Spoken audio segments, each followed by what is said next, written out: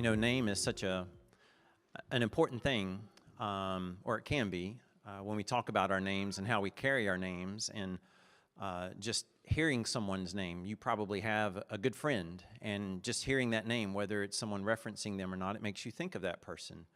Or maybe a parent or a grandparent, when you hear that name. And we carry a name as believers. We call ourselves Christians, and we carry the name of Christ. That is something we should be proud of, but also something that we should understand that if we're carrying his name, let's make sure we do the best we can to carry his name in a light that can show such great honor to him. One little funny little story, I was blessed to be able to go to Ethiopia and work with the brethren over there. And speaking of names, as part of introductions, I shared my wife's name, which is Megan.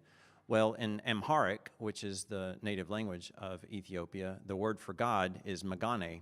So they laughed. They thought, oh, you're married to God, or your wife is God. So that was quite, she reminds me of that occasionally. As we transition from this name of Jesus, Amos is going to share a passage with us, and Mark's going to help direct our thoughts on bread of life.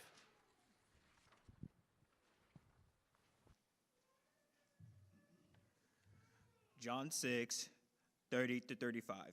They answered, "Show us a miraculous sign if you want us to believe in you. What can you do?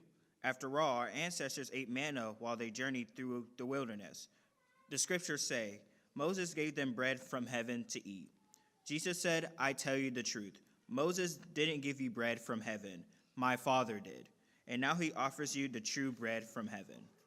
The true bread of God is the one who comes down from heaven and gives life to the world."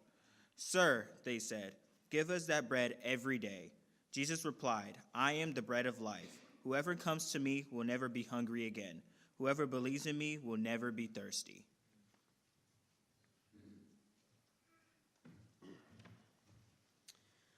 The context of this passage is the feeding of the 5,000. Moreover, it's the time of the Passover. We see this in verse 6. And in the time of the Passover, people are getting rid of all of the leaven in their houses, which makes bread a little scarce.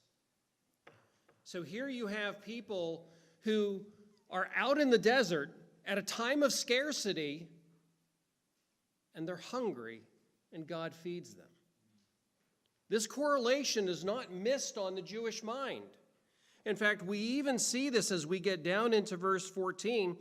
"Therefore, when the people saw the sign which he had performed, they said, 'This is truly the prophet who has come into the world.'" So it's not like all of this food went out and they were oblivious to its source. They knew it. And yet, as they tracked Jesus down the next day on the other side of the lake, because this is that time where or one of those times where the people want to take Jesus and they want to forcefully make him king, and so he kind of goes off by himself. And then to get to the other side, he walks across the water and scares the dickens out of the disciples and, does all that story. And the very next day, this same crowd, so we're down in verse 24. "So when the crowd saw that Jesus was not there, nor his disciples, they themselves got into small boats, came to Capernaum seeking Jesus, and when they found him on the other side of the sea," he comes into the part that Amos just read for us. The same group of people who witness the sign, the feeding of the 5,000, the 12 baskets, or the 7 baskets being picked up full of scraps. They said, "Where's the sign?" Does that seem interesting to you? It does to me. But think again to the Jewish mind, and as Amos read for us, they understood the connection here. This was not an isolated incident. This wasn't just a matter of everybody's looking for coffee and a coffee truck pulls up. This is connected.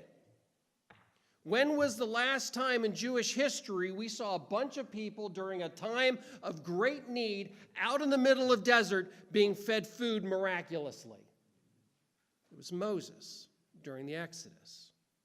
Okay? Jesus makes an interesting statement here. He says, "Truly, truly, I say to you, it is not Moses who has given you the bread out of heaven, but it is my Father who gives the true bread out of heaven."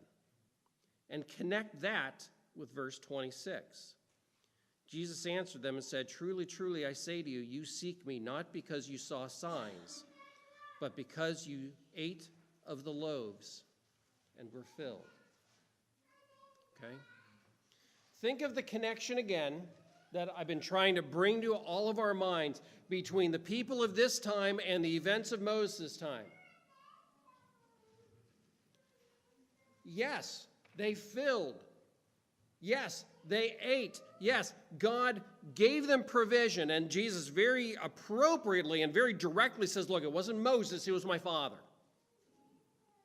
And as so many other times in Jesus' life, not only is Jesus providing, but he's building on what the prophets did or said or what happened in the Old Testament.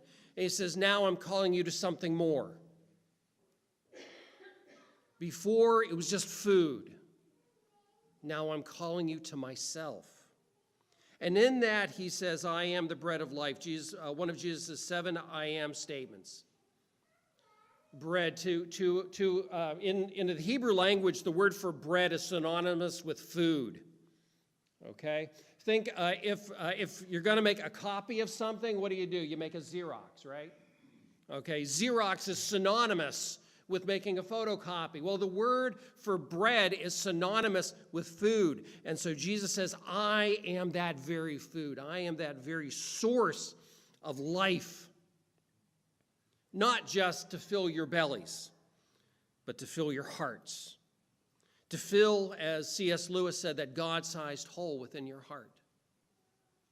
So often we try to fill it with other foods, Just like a little child, we want to fill up on cookies and candy, and sometimes we even as adults we break into the cabinet going at 4:30 in the afternoon. And he's just saying, no. It's not candy you're looking for. It's not simply to fill your bellies. That you need to fill. That's not the hunger.